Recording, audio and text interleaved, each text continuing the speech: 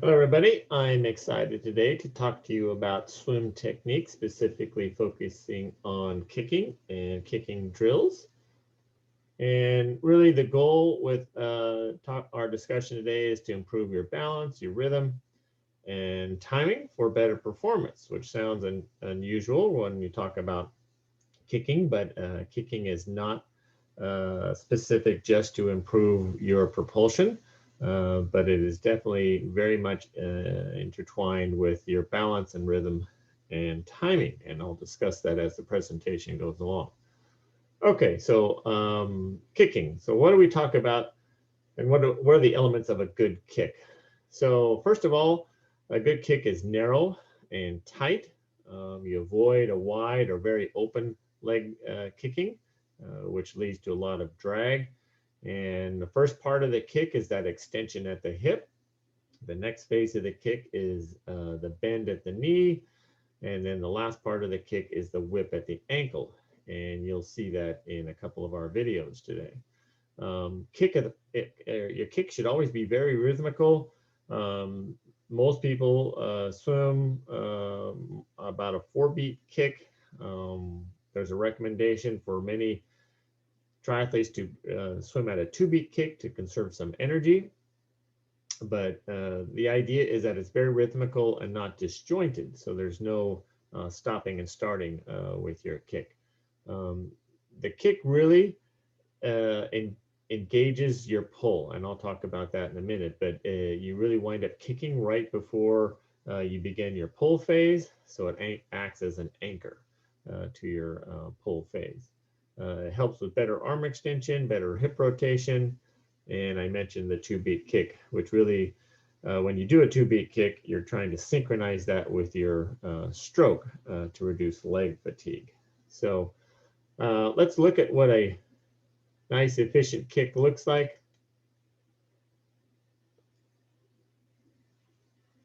And this is a faster 4 beat kick, actually more of a 6 beat kick. Very tight, not no wide openings, always engaged, even during body roll, helping to keep the body aligned, no hip drop. Okay, but on the right hand side, you can see a very poor kick, very disjointed, large opening as the person turns to breathe.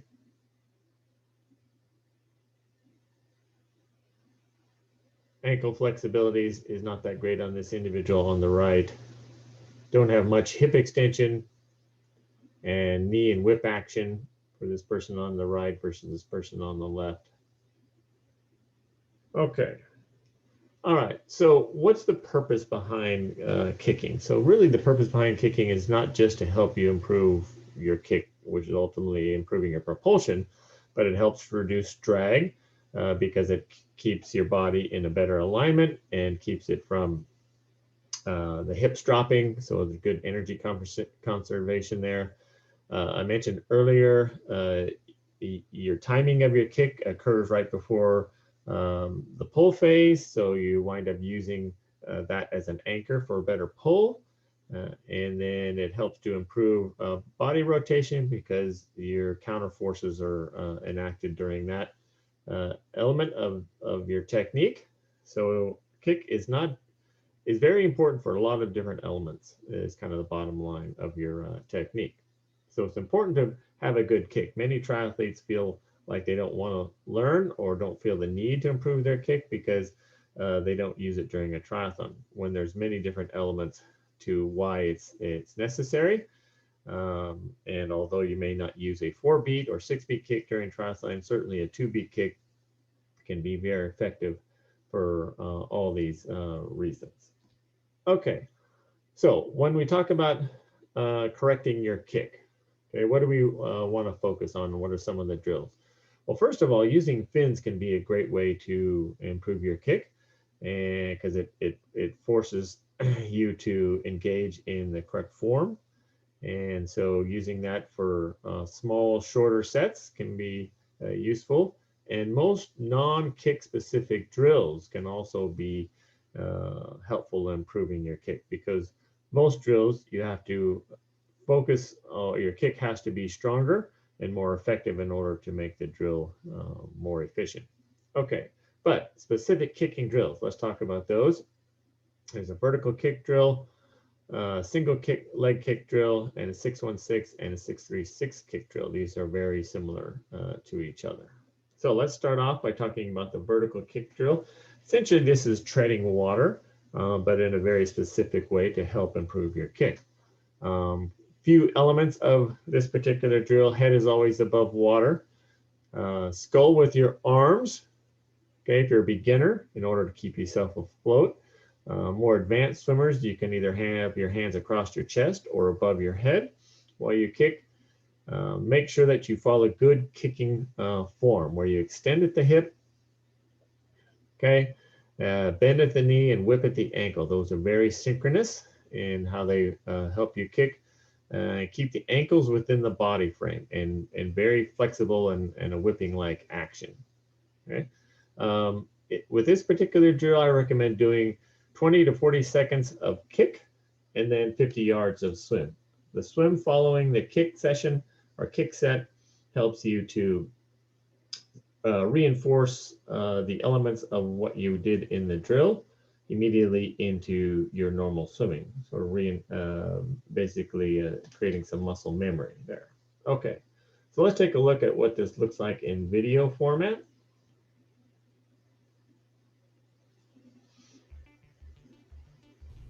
There's no better way to train a narrow, consistent kick than with vertical flutter kick.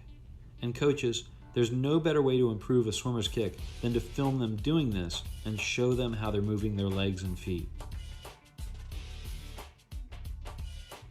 The model looks like this. The legs are long, yet supple. The toes are pointed, yet the feet and ankles are flexible. The kick initiates with the hips and thighs, and not with the knees. The kick is quick, narrow, and continuous.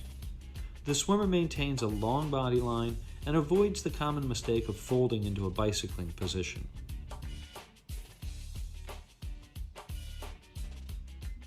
The kick should also be so narrow and continuous that when the swimmer's hands are held out of the water, the body remains steady with no bouncing. To add a fine point to this drill, try making sharp 90-degree turns using only the hips and kick to power your rotation. Make sure the hips are creating the power. As your timing improves, your turns will become more precise.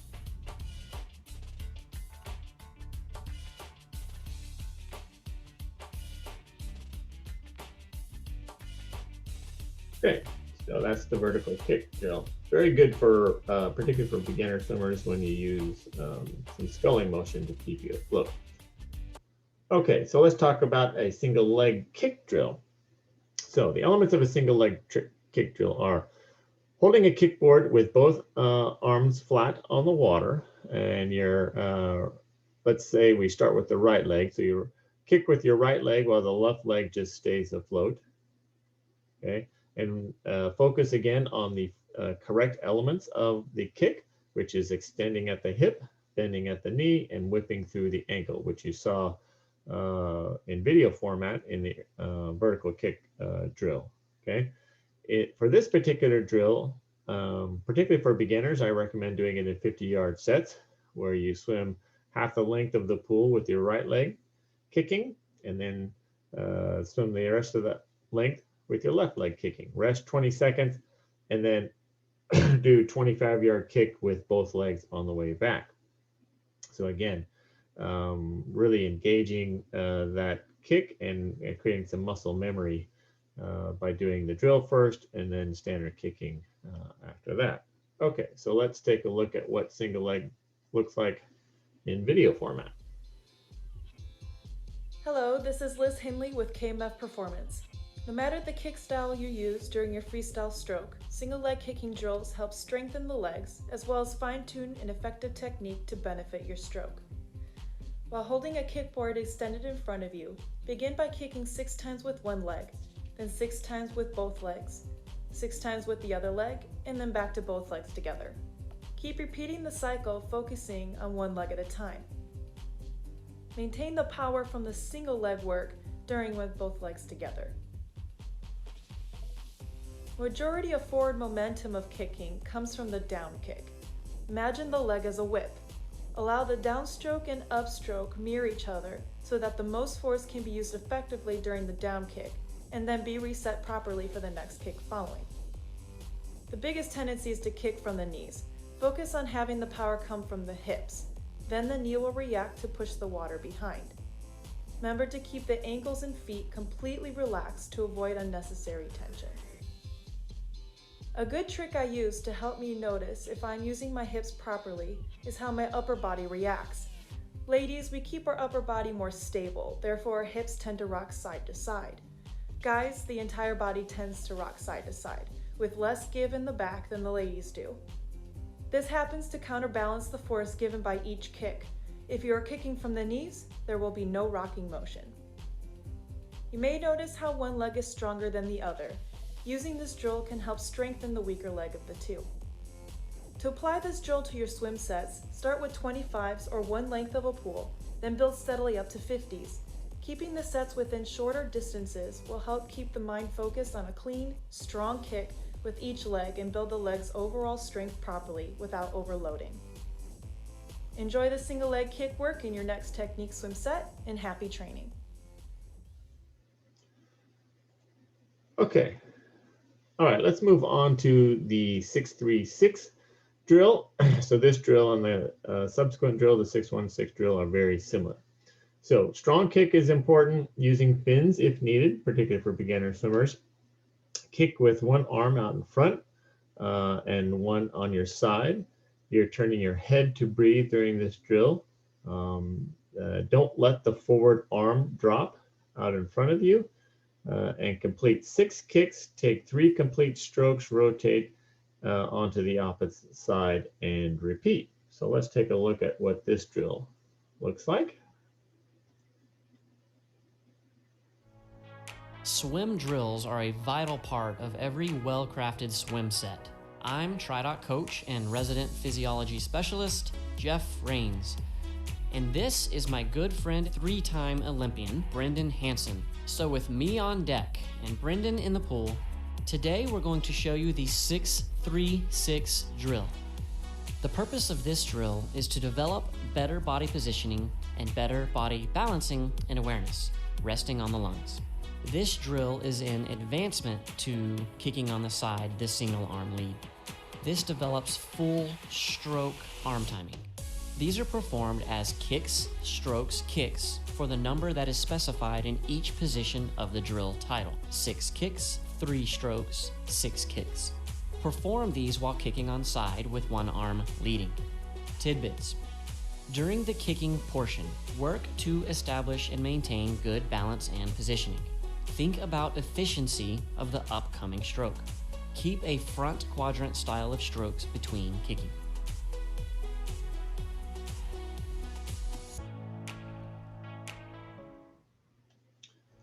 Okay, so the 6-1 kick drill now is very similar to the 636 drill. Strong kick is needed. Fins can be important, especially if you're a beginner swimmer.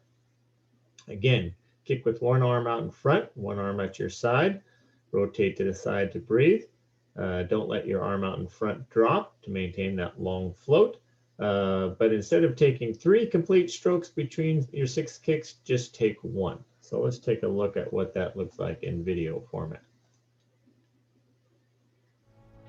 Swim drills are a vital part of every well-crafted swim set. I'm TriDoc coach and resident physiology specialist, Jeff Rains. And this is my good friend, 3-time Olympian, Brendan Hansen. So with me on deck and Brendan in the pool, today we're going to show you the 616 drill. The purpose of this drill is to develop better body positioning and better body balancing and awareness, resting on the lungs. This drill is an advancement to kicking on the side, the single arm lead.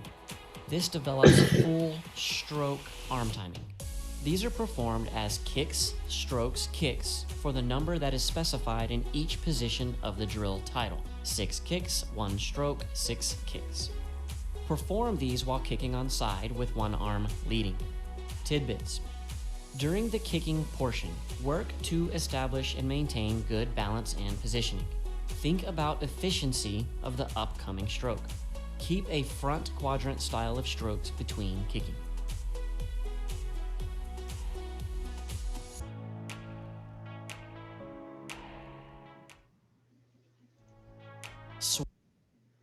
Okay, so a lot of good information in those drills. And one thing I want to make mention of here at the end of our presentation is that all these drills are really drills that help you to be able to improve many different elements of your swim technique. We talked about 4 drills today. The vertical kick drill is definitely very specific to your kicking, but when you talk about the 6-3-6 or the 6-1 kick drill, those particular drills, along with some of these other examples, such as the one arm out in front, or the one arm swimming at your side, or the shoulder touch drill, all these drills help to develop various elements of your swim stroke, and you can incorporate just a few drills into your swimming, and it will help to develop many different aspects of your swimming. The key is, though, when you do that, is to focus on one particular element of the drill. Hopefully you got a lot of good information out of that particular presentation, and until next time.